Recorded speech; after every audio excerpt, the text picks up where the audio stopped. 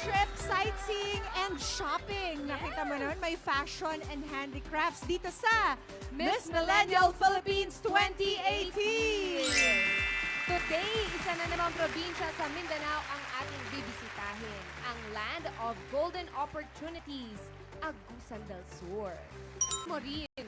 Maureen! Aba, dumiretso na sa pasalubong. Tinan mo nga yan. Yes, Hi, I'm Marie. here. We have a lot of different food and juices. We have cassava crunch. We have palagsing, adobong hawaan, then daing, adlay rice, mangosteen juice. We have suman, cassava chips. We also have wild honey, calamansi marmalade.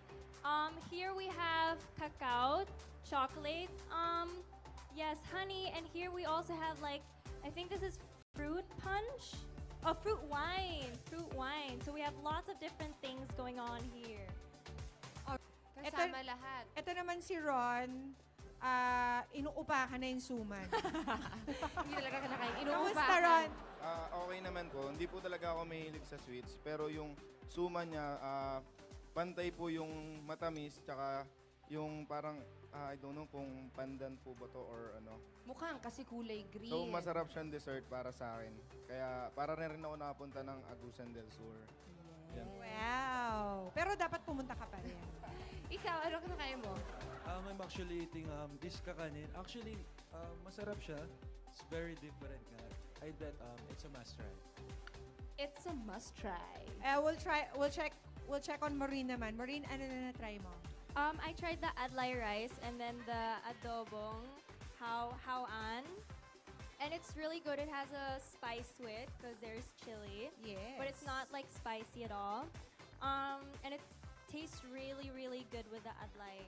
With the Ang sarap adlay. talaga. Eto, tinry mo rin to. It Um, looks like their version of longganisa. No, it's sweet. It's Parang, sweet. ano rin siya, parang kakanin din. Rudy Ann Castro, graduate of secondary education, major in English, and is the reigning by Naliyagan 2018 Miss Millennial Agusan del Sur.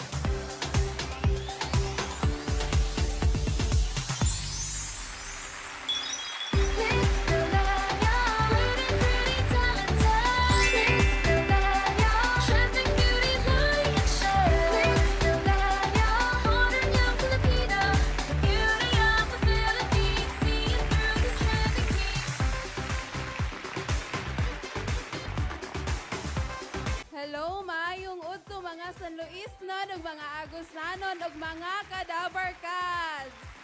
59.5 Tito. Mga ano po, women po ng Agusan del Sur. Okay. Not a particular tribe. Lahat ng tao Lahat sa po ng lahat po ng tao sa Agusan del Sur, parang alam po nila paano magawa niyan. Ikaw marunong ka. Konti po pag single. Ano po, sasakay po kayo ng plane from dito po hanggang sa Butuan City.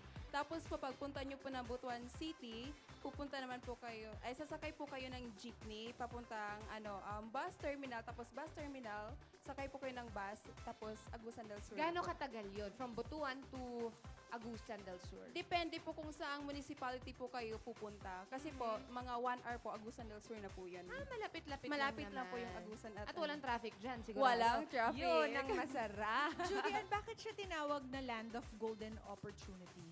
Tinawag po siyang Land of Golden Opportunities kasi po, noong 1917 po, nakita po doon si Golden Tara. Yung babae po na nakaupo na pure gold po talaga siya. Tapos, kaya po siya golden. Tapos, opportunities po, kasi Agusan del Sur is very rich in culture, heritage, and natural resources. Kaya po, marami pong opportunity doon. Kaya, Land of Golden Opportunity. Kaya pala.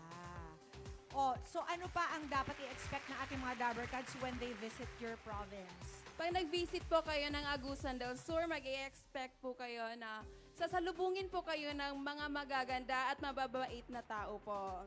Opo. Some of them pa. Discover my home. Ali naog mag-adventure sa province of Agusan del Sur. Discover fun and excitement. Discover the land of golden opportunities. Agusan del Sur. Ali na kay maglaag ta.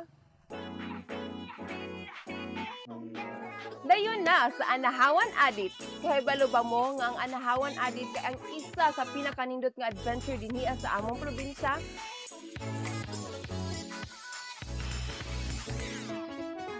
Ali na, ato sistingan ang among skyline. Cool ba kaayo pero at the same time grabe ka nindot kay ma-feel nimo ang grabe ka fresh nga hangin ug makita sa jud nimo ang overview sa among probinsya. Isa sa ipasigarbo nga produkto dinhi sa among probinsya is ang mga product nga gikan sa kakao.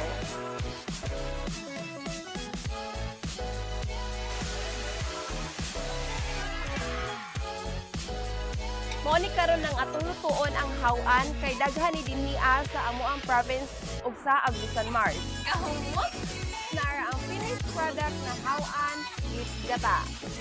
Na ako karon sa 2 ug 3 nga inyo ra makit-an dinhi sa Mindanao. Ug karon na ako sa pinakadako ug pinakataas na 2 ug 3 sa tibuok Pilipinas. Napa karon sa Hills View kung ahan ninyo makit-an ang #1 producer sa Mangosteen Liquid Tea.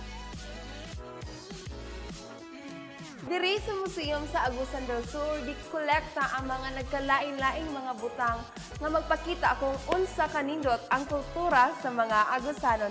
Agusan is derived from the word agasan, which means where the water flows. From the land of golden opportunities, this is Judy Ann Castro, your Miss Millennial Agusan del Sur. Lalo na po sa Agusan Marsh, from Russia, China, and Japan. Number 1 po is ang Bega Falls. Kasi po, 3rd level po, 3 level po siya ng falls. Tapos, maganda po siya kasi meron po siyang 364 steps po papuntang doon. Kaya, nag-enjoy ka na, nakapag-exercise ka pa. Tama. Tapos pagkatapos nun, kakain tayo ng mga Sarap. cacao products. Next. Agusan. Yung tuog tree. Yung tuog tree po, kasi isa po siya, ang tuog tree po talaga is natatagpuan lang po siya sa Mindanao. Particularly po sa Agusan del Sur. At yung pinakamalaki at yung pinakamahaba na tuog tree is nasa Agusan del Sur po. Pwede po kayo mag-picnic dyan at saka Instagrammable May po. may idea ka kung gaano siya kalaki?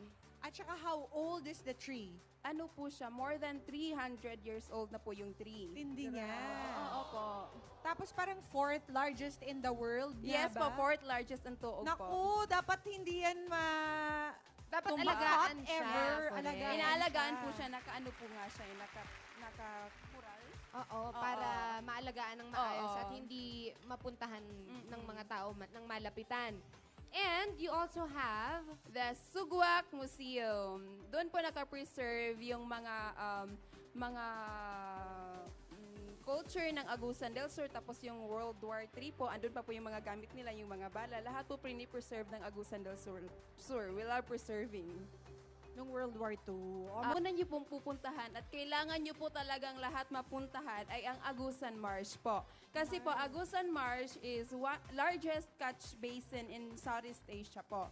Doon po, tapos maganda po yung life. Doon ma-appreciate nyo po talaga yung life. Kasi po, ano po siya, parang water world po kasi wala talagang walang land. Water lang po talaga siya. Tapos, makikita nyo po talaga yung pagbabayanihan ng mga tao. Walang kuryente, pero na-appreciate mo yung life. Yes po, tapos may isang bahay po doon na meron lang solar po. Tapos, paggabi, lahat po ng bangka nila nasa kanilang bahay kasi Touring us around Agusan del Sur.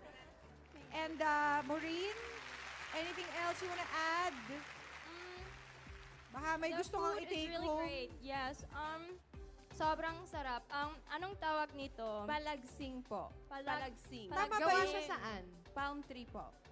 Palm Tapos tree. yung dahon po niya, ginagawa pong bubong doon po sa amin sa Agusan del Sur.